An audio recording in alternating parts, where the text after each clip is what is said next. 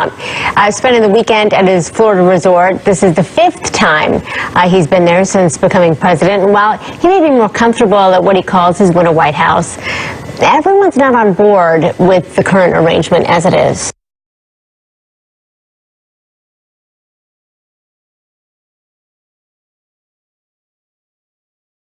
Take a look at this. Mr. Trump is seen driving his golf cart in Palm Beach yesterday. He's also starting to wonder how much it is costing to protect the first family. Here's CNN's Sarah Ganim.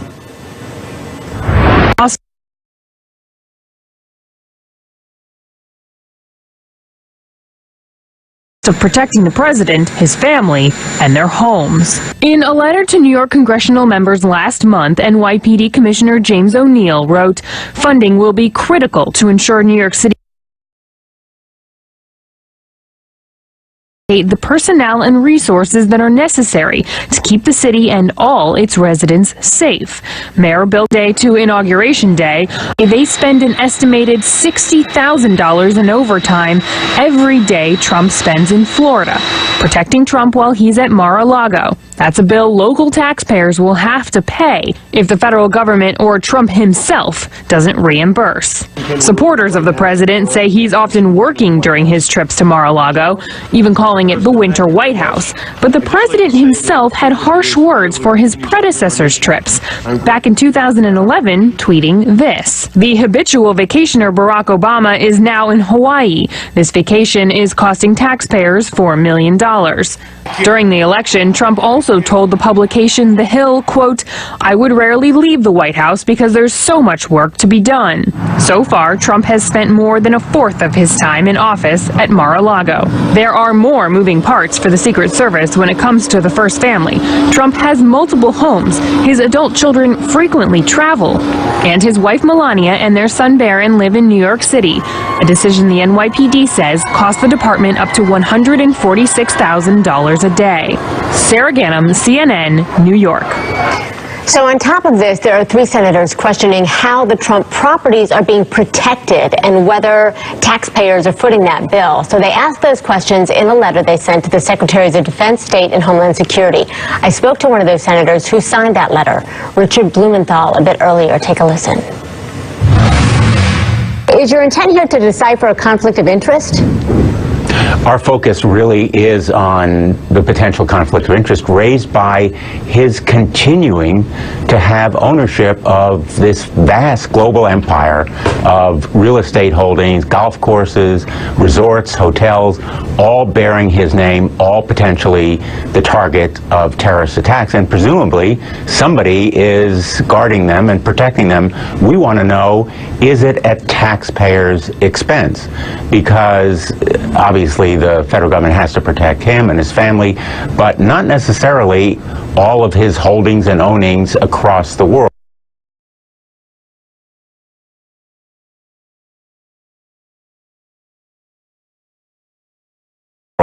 And we want to know whether there's a legal obligation to protect them, what is the cost if there is such protection.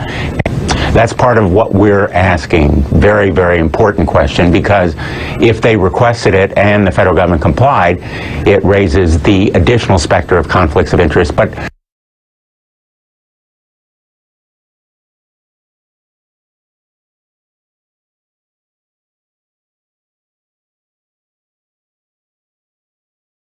his vast global empire really is unprecedented. So we're very much in uncharted waters, and what would the next course of action be? Next course of action would be to seek reimbursement from the Trump Organization. Remember that past presidents have sold all these holdings. They have divested themselves. They've said, being president really is my job, the most important responsibility any human being could have in public office these days.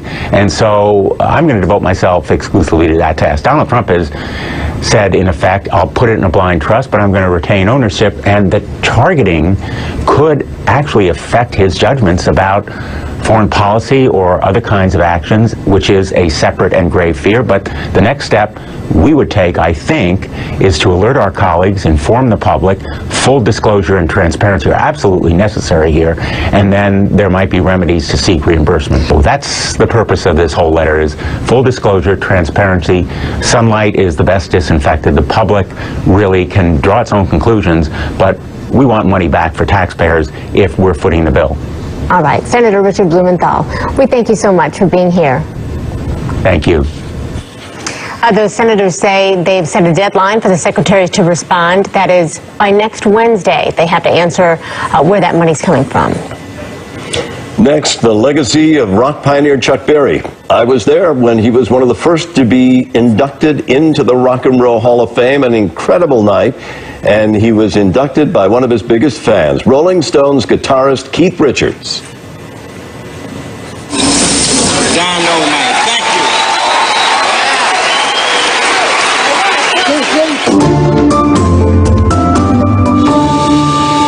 Well, this week's Staying Well focuses on a growing trend of health professionals taking their clients from the office to the outdoors for walk and talk therapy. Take a look. I can't tell you how I feel about something in 140 characters. I can kind of. Walk and talk therapy is exactly what it sounds like. Rather than being enclosed in an office space, the therapy session takes place outside while we walk. I mean, you know, this is how I should be approaching it. Yet I'm shutting that out right now. For some clients, coming to therapy in an office setting is intimidating. Walking side by side, clients are a little more free to express themselves. It makes me just open up a little differently. It makes the conversation seem more natural. I maintain their confidentiality. If we're a little too close to others, we'll stop for a minute and let people pass. That's when I had therapy in the past, and you go into an office, it just feels sterile.